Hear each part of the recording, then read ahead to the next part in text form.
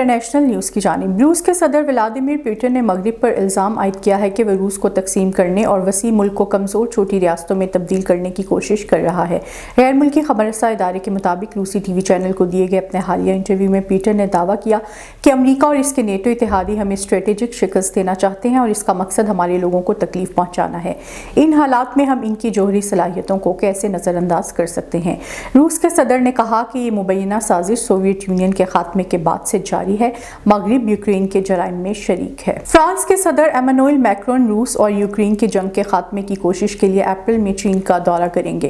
غیر ملکی خبر رساں ادارے کے مطابق فرانسیسی صدر ایمانوئل میکرون نے کہا ہے کہ وہ اپریل کے پہلے ہفتے میں چین کا دورہ کریں گے تاکہ روس اور یوکرین جنگ کے خاتمے کے لیے صدر شی جن پنگ کی مدد حاصل کی جا سکے۔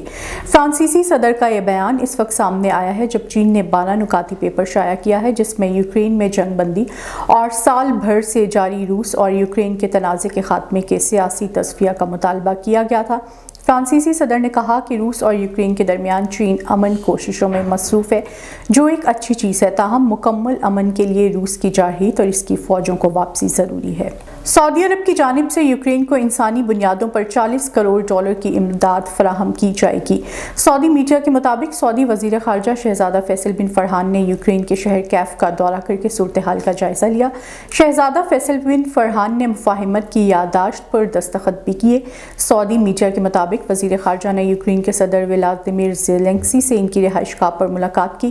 ملاقات میں شہزادہ فیصل بن فرحان نے باہمی دلچسپی کے علاقائی اور بین الاقوامی امور کے علاوہ مختلف شعبوں میں دو طرفہ تعاون بڑھانے پر تبادلہ خیال کیا۔